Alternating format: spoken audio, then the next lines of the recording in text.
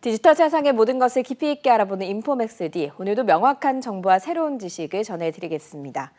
네, 국내 건설사들이 우크라이나에 주목하고 있습니다. 러시아와의 전쟁으로 피해가 커진 우크라이나가 재건 사업에 우리 기업들이 참여해달라고 요청했기 때문인데요. 우리 기업들에게도 큰 기회가 될 거다, 이런 관측도 많습니다.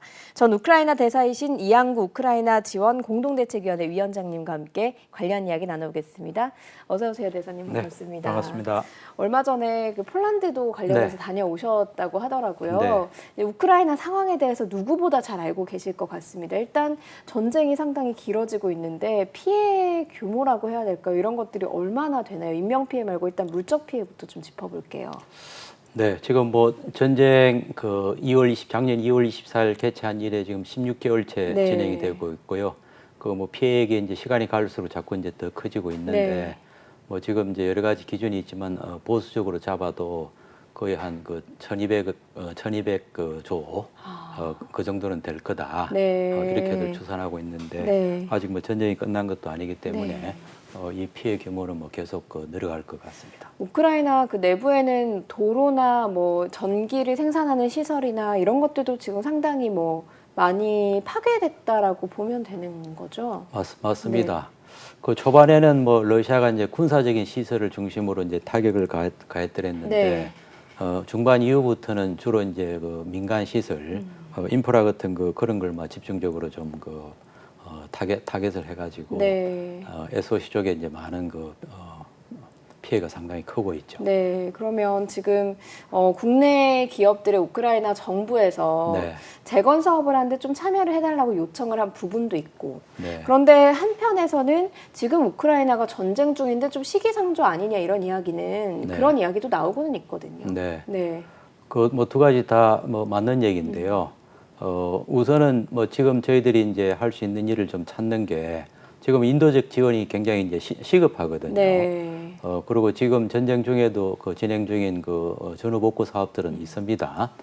긴급 구호 물자를 이제 조달해야 하는 문제라든지 또 도로 같은 뭐 전력망 파손된 걸 복구하는 문제라든지 그거는 이제 전쟁 중에 진행되는 전후 복구고, 또 우크라이나 이제 젤렌스키 대통령이 전후 복구에 이제 참여할 수 있는 티켓은 지금 자기들이 이제 힘들 때 도와주고 참여하는 그런 기업, 그런 국가들한테 우선적으로 주어질 거다.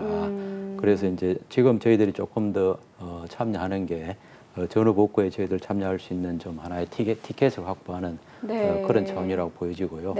또 전쟁 중에도 지금 해야 될 일들이 굉장히 많아요. 우선 어떤 사업들을 해야 될 건지 그런 피지빌리티 스터디도 해야 되는 거고, 또 우크라이나하고 또 파트너십도 구축을 해야 되는 거고, 또 재원을 어떻게 확보할 건지, 또 어떤 거버넌스를 구축해야 될 건지, 뭐 이런 것들, 또 중요한 거는 전문 인력 양성하는 거.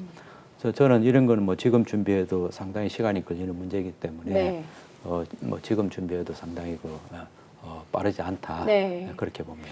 그런데 이제 항상 일이라고 하는 게 대사님 명분이 있어야 들어가는 거잖아요. 우리 건설사들이 들어가려고 하면, 재건 사업에 참여를 하려고 하면 사실은 명분이 있어야 될 것 같거든요. 좀 국민적인 설득도 필요한 부분도 있을 거고요. 어떤 명분이 있길래 우리가 참여를 해야 한다, 이렇게 보시는지요? 명분은 뭐 저희들 너무 많죠. 첫 번째는 이제 저는 보원이다. 대한민국이 이제 우리도 이제 6.25 전쟁을 겪었고 국제사회 지원으로 이제 오늘날 G10이 됐지 않습니까? 그래서 우리도 어떤 형식이든지 국제사회에 좀 다시 되갚는 그런 게 있어야 되고, 두 번째는 지금 뭐 이제 뉴 마샬 플랜이다, 제2 마샬 플랜 얘기가 나오거든요. 그거에 가장 주인공은 대한민국입니다. 마샬 플랜 모르시는 시청자분들도 계실 것 같아서 간략하게 좀 설명을 부탁드릴게요. 마샬 플랜은 제2차 세계대전 이후에 1947년부터 51년까지 파괴된 유럽 16개 나라를 복구하는 그런 이제 가장 큰 규모의 이제 전쟁 복구 사업이죠. 그래서 이제 제2의 마샬 플랜 할 것 같으면 역시 이 전쟁의 본질은 이제 서방에서는 자유민주주의 대 권위주의 체제의 경쟁으로 보거든요. 대한민국도 이제 자유민주주의하고 공산주의 체제의 경쟁으로 봐서 그랬듯이 그래서 이제 제2 마샬 플랜이 작동이 되면 그 당사자 주인공 결국은 이제 저 대한민국일 수밖에 없다. 그래서 이제 우리가 인정하든 안 하든 국제사회에서 대한민국에 거는 기대는 굉장히 크고요. 또 하나 이제 안보 차원에서 결국 이번에 이제 우리한테 주는 그 경각심은 경제가 안보가 경제보다 더 중요하다. 네. 그리고 이번에 이제 우크라이나가 저렇게 이제 처절하게 좀 당하면서도 또 러시아가 유엔 안보리 상임 이사국임에도 불구하고 국제 질서와 유엔 질서를 허물뜨리는 이런 거 보면은 안보가 상당히 중요하다는 경각심을 우리가 주는데요. 결국 이제 대만이나 한국도 그렇게 안보적으로 안전한 지역은 아니기 때문에 한반도에 우리도 유사한 안보 위기를 맞았을 때 정말 우리를 도와줄 수 있는 나라는 그런 자유민주주의 선진국밖에 없지 않느냐. 네. 그런 차원에서 저는 이거는 보험이라고 봐요. 세 번째는 이제 경제 차원에서는 기회거든요. 네. 그래서 아까도 얘기했듯이 뭐 지금 천문학적인 이제 전후 복구 시장이 열린다면은 또 대한민국이 가장 그 경쟁력이 있는 나라라면은 우리 기업들한테는 뭐 큰 그 기회일 수가 있거든요. 네. 그리고 이제 또 국제 정치 차원에서는 이 전후 복구가 단순히 이제 경제 차원으로 끝나는 게 아니다 말이죠. 네. 그 1차 마샬 플랜을 통해 가지고 발족한 기구가 OECD예요. 그래서 이제 제2차 마샬 플랜이 진행되면 또 OECD 같은 그 기구가 출범할 테고 이런 기구가 중심이 돼서 하나의 이제 새로운 국제 질서를 형성하는 그 룰메이킹 역할을 하거든요. 그래서 대한민국도 이제 국제 질서를 갖다가 좌지우지하는 하나의 그 룰메이커로서 참여하는 굉장히 이제 그런 그 정치적인 의미도 크기 때문에 네. 저희들은 뭐 이거는 굉장히 좀 무조건은 아니지만 굉장히 참여할 명분은 너무 많다. 네. 또 참여하지 않음으로 인해 가지고 발생할 수 있는 리스크가 오히려 훨씬 크다. 그렇게 봅니다. 그런데 이제 얘기를 쭉 듣다 보니까 명분은 있습니다. 4가지 정도를 추려주셨는데 전쟁을 치른 나라다 보니까 사실 한 나라의 그 국가의 그 시설들을 재건하는 데는 상당히 많은 비용이 들잖아요. 네. 그런데 전쟁을 치른 나라에 돈이 있을까? 우리도 이제 어느 정도 자본이 있어야 건설을 하고 건설사들이 들어가서 건설을 하고 복구를 하고 이렇게 할 텐데 그런 좀 의구심은 들기도 하거든요. 예, 저는 뭐 우크라이나 전후 복구에 재원이 어디서 나올까 이제 그 몇 가지 이제 그 재원이 있다고 봐요. 첫 번째는 이제 마샬 플랜이 됐건 어쨌건 이제 국제적인 큰 그 펀드가 만들어질 네. 거고요. 두 번째는 우리나라를 포함해서 이제 각국들이 양자 차원에서 그 유상 원조라든지 무상 원조를 제공하는 것도 재원이고 또 세 번째는 이제 우크라이나 자체적으로 이제 자본을 축적할 수 있는 그런 여러 가지 이제 재원들이 있거든요. 그 중에 하나가 그 농지 사유화라고 봐요. 네. 우크라이나 아직 이제 그 농지가 국유화돼 있고 언제부턴가 이 농지 사유화하겠다는 게 큰 그 숙제였어요. 그 우크라이나 농지 규모가 최소한 3,200만 헥타르입니다. 네. 뭐 그것도 상당히 천문학적인 돈이라고 보고 그 다음에 또 공기업을 민영화하는 것도 이제 큰 그 자본 축적 수단이 되거든요. 네. 우크라이나도 이제 공기업 민영화해야 될 대상이 3,200개가 넘어요. 그런 것도 있고 그리고 이제 무엇보다도 이제 외국인 투자 유치하기 위한 여러 가지 정책적인 인센티브를 이제 많이 좀 도입하는데 뭐 경제 특구를 도입하는 거라든지 그 PPP라든지 뭐 BOT라든지 이런 것도 굉장히 이제 중요한 재원이고 네. 또 당장 현물 같은 그 재원이 뭐냐면 우크라이나가 곡물 수출 대국이거든요. 뭐 1년에 한 그 5천만 톤 이상 그 곡물을 수출하고 있습니다. 이것도 이제 저희들한테는 뭐 그 식량 수입국인 대한민국한테는 큰 재원이 될 수가 있고 또 우크라이나가 이제 그 광물 대국이에요. 그래서 이제 우라늄이라든지 뭐 리튬이라든지 철강성이라든지 티타늄이라든지 이런 것들도 이제 뭐 충분한 재원이 되고 그래서 뭐 저는 우크라이나는 뭐 재원은 뭐 충분히 있다. 네. 그렇게 보여집니다. 그럼 일단은 지금은 전쟁 중이기 때문에 말씀하신 우크라이나의 뭐 농지 사유화라든가 광물이라든가 농업 부분에 대해서는 나중에 이제 뭐 보상을 받거나 나중 이제 좀 후에 보상을 받아야 되는 부분이고 먼저 들어가는 부분에 대해서는 국제적인 지원이라든가 정부의 지원을 통해서 먼저 이제 선제적으로 들어갈 수 있는 방법이 있겠군요, 경제적으로는. 그거는 이제 우리 정부에서 제공하는 이제 그 유상 원조라든지 무상 원조, 네. 그 EDCF, 뭐 ODA, 뭐 이런 걸 이제 그 갖고 이제 들어가면 제일 안전한 방법인데요. 뭐 그거는 또 그대로 들어가야 되고 이제 전후 복구가 이제 본격적으로 진행되고 하면은 상당히 이제 경쟁이 치열할 것 같아요. 네. 그래서 우리가 이제 너무 이제 전후 복구라는 공적 작업만 이제 기대다 보면은 경쟁만 치열하고 저희들이 선택권이 많지 않기 때문에 하나 아까 말씀드린 대로 디벨롭먼트하고 투자 그런 차원에서도 우리가 좀 투트랙으로 같이 들어가는 게 네. 특히 우리나라 같은 경우는 뭐 지금 그 식량 수입 세계 5위고 또 우크라이나 전쟁을 통해서 우리가 에너지 위기하고 이제 식량 위기가 얼마나 중요하다는 걸 겪었기 때문에 저희들이 좀 공격적으로 좀 식량 안보 확보하는 차원에서 저희들이 좀 선투자하는 것도 뭐 결코 나쁘지는 않다. 예. 알겠습니다. 앞서서 이제 거시적으로 재건에 참여해야 되는 그런 명분과 그리고 지원을 이렇게 경제적인 지원을 받을 수 있는 방법들에 대해 설명을 해주셨지만 일단 투자라고 하는 거는 이제 피부에 와닿는 그런 그 이득이 있어야 되는 부분이 있거든요, 사실은. 우크라이나의 어떤 그 지역적 특성이라든가 산업적 특성이 우리 기업들에게 좀 뭐랄까 이점이 된다고 봐야 될까요?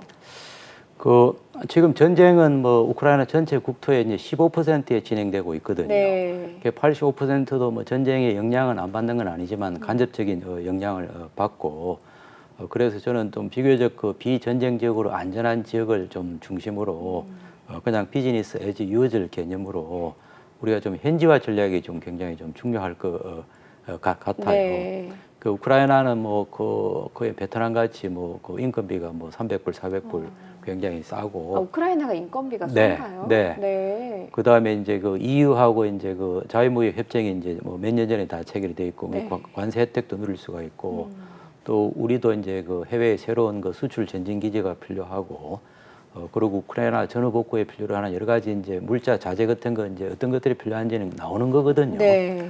그런 것들을 우크라이나 좀 안전한 지역에 현지화해서 일부는 우크라이나 전후 복구에 필요로 하는 그 자재 공급을 하고 또 일부는 좀 유럽에 수출할 수 있는 그런 좀 조금 더 전략적인 행보를 좀 가져갈 필요가 있다. 네.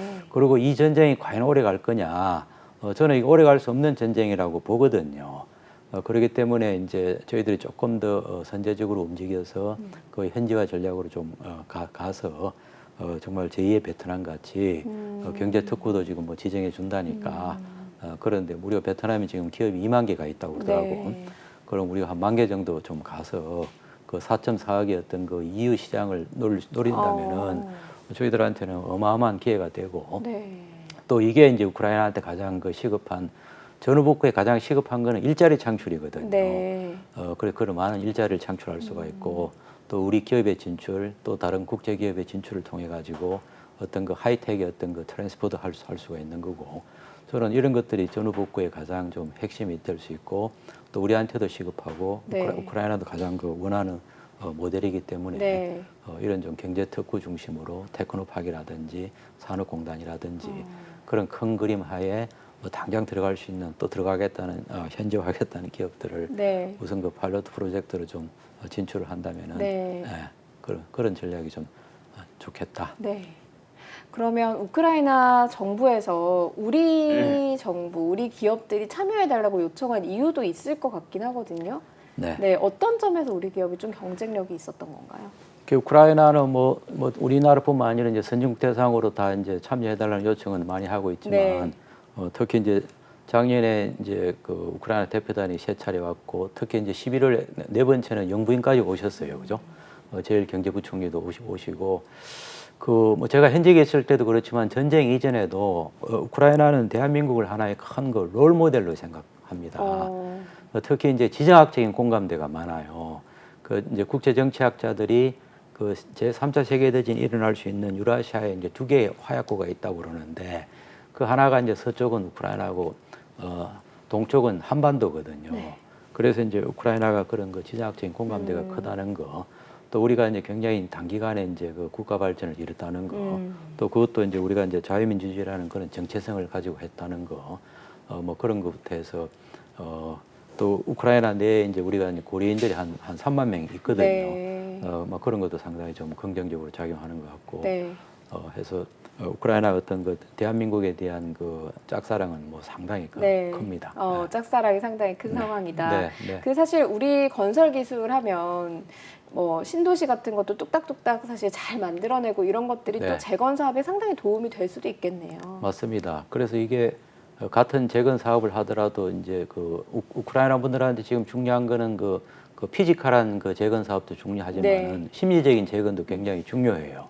그 전쟁으로 인한 또 뭐 트라우마도 굉장히 크기 때문에 네. 이분들한테 좀 빨리 용기와 희망을 심어주고 네. 잘할 수 있다는 자신감을 심어줘야 되거든요.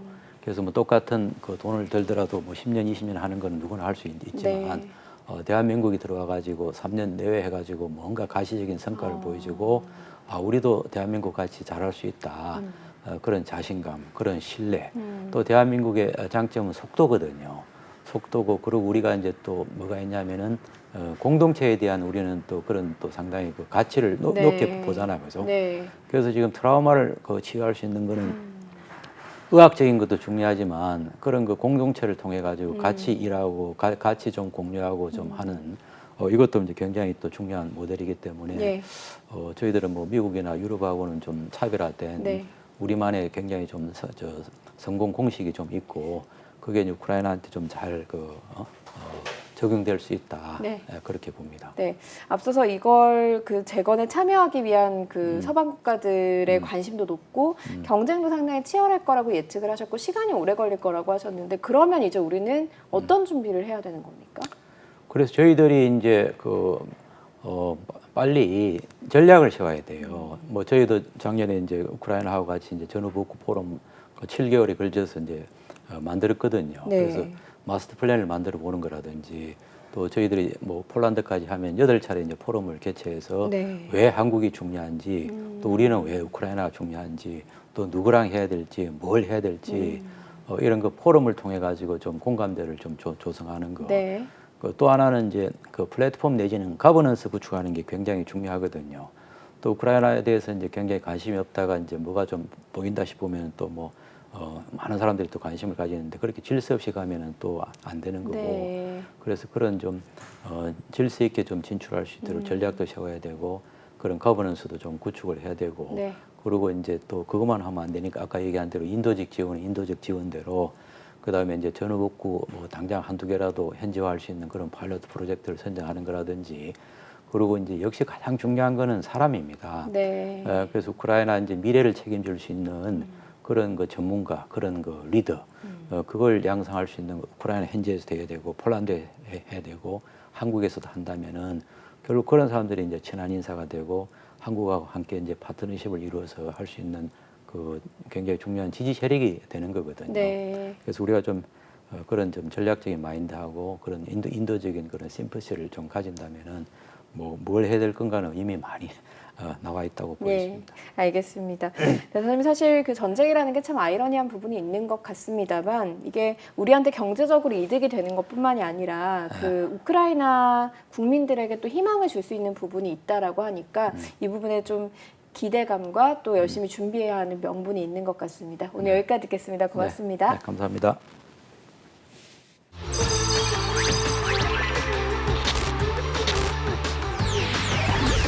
빠르게 흘러가는 디지털 세상에서 놓쳐서는 안 되는 테크 뉴스를 콕콕 짚어드리겠습니다. 서영태 기자 어썸테크 시작합니다. 기자님 어서 오세요. 네, 안녕하세요. 반갑습니다. 오늘은 현대차 그룹 소식을 네, 가지고 왔다면서요? 맞습니다. 네. 현대차가 지금 미국에 참 잘 달리고 있는데요. 네. 이제 중국에서 좀 실패를 맛봤잖아요. 지난 수년간. 미국에 잘 달리고 있는데 중국에서도 앞으로 어떨까 이런 주제로 좀 들고 와봤습니다. 네. 그래서 현대차 그룹이 지난달에 미국에서 판매량을 보면 20%가 늘었어요. 10달 연속해서 계속 늘고 있거든요. 전기차가 잘 팔리는데 뭐 아이오닉 5나 6 같은 것들이 판매량이 많이 늘었고 하이브리드 차 역시도 많이 늘었습니다. 네. 이러한 와중에서도 배터리 공급망을 또 강화하려고 LG 에너지 솔루션, 우리나라 최고의 배터리 기업이잖아요. 현대차 그룹이랑 LG 에너지 솔루션이 또 북미 합작 법인 만들고 또 계약을 체결했어요. 이 합작 법인을 만들어 가지고 현대차의 어떤 전기차 공장에 대해서 배터리셀을 잘 안정적으로 공급하려는 건데요. 네. 올해 이제 연내에 합작 법인 세우고 2025년 그때부터 양산에 들어가려고 하는데 전기차 30만 대 분량을 보고 있거든요. 그만큼 안정적인 공급망을 구축해서 현대차가 네. 미국 시장을 또 탄탄하게 공략을 하려는 거고요. 네. 현대차랑 LG 엔솔의 합작 법인은 미국이 이제 두 번째예요. 기존에 인도네시아에서 합작 법인이 만들어졌었는데 이제 미국에서 이제 합작 법인이 시작됐으니까 여기에 대해서도 기대가 많이 됩니다. 이 합작 법인에서 합작 공장에서 배터리 셀을 만들면요, 이 현대 모비스라는 부품 회사가 네. 있잖아요. 부품 회사가 배터리 셀을 가지고 배터리 팩으로 만든 다음에 그 다음에 현대차한테 공급을 하는 그런 구조거든요. 아무래도 이제 계속해서 LG 에너지 솔루션과 현대자동차 그룹이 북미 시장에서 어떤 파트너십을 강화해 나갈 것으로 보이고 있고요. 현대차 그룹이 LG 엔솔이랑만 미국 시장에서 이제 손잡은 게 아니에요. 우리나라도 SK온 있잖아요. SK온이랑도 북미 합작 법인을 세우기로 또 지난달 이사회에서 이 안건이 또 승인이 났거든요. 네. 마찬가지로 미국 조지아주에서 LG 엔솔이랑의 합작 법인도 조지아주에서 세우는데 미국 조지아주에서 세우고 그리고 연간 30만 대 2025년 양산 이렇게 목표로 두고 있습니다. 네, 예. 알겠습니다. 미국 시장은 네. 워낙 일단 잘했어요. 그리고 네. 앞으로도 잘하려고 네. 엔솔하고도 손을 잡고 그렇게 한 건데, 네. 근데 아세안 시장에서도 좀 네. 이 현대차 그룹의 몸집이 좀 커지고 있다고 들었거든요. 네. 아세안에서도 좀 존재감을 확대하고 있는데 네. 현대차 그룹의 현대모비스 아까 말씀드렸잖아요. 배터리 시스템 공장을 착공에 들어갔어요. 인도네시아에서 들어갔습니다. 내년 상반기에 양산하려고 그러는데 아까도 말씀드렸잖아요. 그 배터리 셀을 LG 엔솔과 현대자동차의 합작법인이 만들면은 네. 현대모비스가 그걸 가지고 열 관리 장치라든가 각종 제어기라든가 붙여서 배터리 팩을 만들어서 다시 현대차에 공급한다고 말씀드렸잖아요. 미국에서 네. 똑같습니다. 인도네시아에서 현대차랑 LG 엔솔의 첫 합작법인이 있다고도 앞서 말씀드렸는데 네. 그 법인으로부터 배터리셀을 가져와가지고 다시 완성차 업체로 배터리 시스템을 공급하는 구조거든요. 네. 인도네시아에 대해서 좀 더 설명을 드리자면은 인도네시아 같은 경우는 천연자원이 굉장히 풍부한 나라예요. 그리고 우리나라가 배터리를 만들 때 우리나라 배터리는 NCM이잖아요. 니켈 기반 배터리인데 네. 인도네시아에 니켈이 많이 매장되어 있거든요. 그러다 보니까 인도네시아를 어떤 전략적 거점으로 선택한 게 있고 네. 또 아세안이 아직은 중국이나 미국, 유럽의 전기차 시장에 비해서는 시장 규모가 작지만은 아세안도 이제 점점 경제 규모가 커지고 있고 중산층이 두터워지고 있다 보니까 앞으로 미래의 전기차 시장으로서 좀 좋게 보고 있거든요. 이 현대모비스의 배터리 시스템 공장이 단순한 한 개의 공장이 아니라 앞으로 중장기적으로 전략적 거점으로서 네. 좀 육성이 될 것으로 지금 보이고 있습니다. 네. 예. 근데 앞서서 이제 중국 시장에서는 네. 현대차 그룹이 좀 힘을 못 썼다 네. 이런 얘기 하셨잖아요. 사실 네. 중국은 자체의 그 전기차가 잘 나가고 있는 네. 곳이기도 하고요. 네. 좀 재기되겠습니까? 중국에서 현대차가 수년간 고전했죠. 네. 베이징 공장도 빼고 뭐 고전인데 작년에는 시장 점유율 1%대였어요. 2016년에 그러니까 사드 보복 이후로 쭉 내려간 거거든요. 2016년에 한 180만 대 정도 연간 팔았는데 네. 작년엔 한 34만 대 네. 팔았더라고요. 중국 시장에서 진짜 현대차가 많이 부진하고 있는데 제가 옛날에 중국에 유학할 때만 해도 현대차 진짜 많았거든요.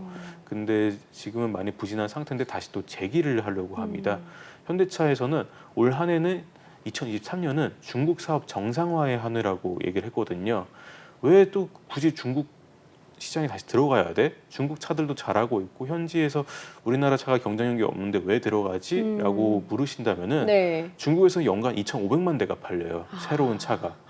2,500만 대가 팔리는데 여기서 어떤 반등하거나 마켓시어를 더 가져가지 않으면은 중장기적으로 봤을 때는 좀 성장하는데 좀 어려울 수 있는 거예요. 네. 다른 회사들에 비해서는. 그렇기 때문에 잡아야 되는 거고 현대차 같은 경우는 제네시스 GV60 전기차로 이제 출시를 하겠다 했고 기아 같은 경우는 EV5, EV6, EV9 이렇게 다 출시하겠다고 발표를 한 상태입니다. 네. 중국 전기차 말씀하신 대로 경쟁력 강한데 또 우리나라 현대차와 기아차가 중국 시장에서 또 호실적을 거둘 것으로 좀 예상을 좀 해보면은 긍정적으로 바라보면은 좋지 않을까 생각이 듭니다. 예, 알겠습니다. 현대차가 예. 전기차 시장에서 좀 잘 해내서 계속해서 전 네. 세계적으로 날개를 달아가기를 네. 좀 기대를 해볼 수 있는 포인트를 주신 것 같습니다. 여기까지 듣겠습니다. 고맙습니다. 감사합니다. 네, 인포맥스D 벌써 마쳐야 될 시간이 됐습니다. 영상을 보신 후에 궁금하신 점이나 개선해야 될 점이 있다면 유튜브 연합뉴스 경제TV 채널을 통해서 댓글을 달아주시면 저희가 더 좋은 방송으로 찾아뵙겠습니다. 고맙습니다.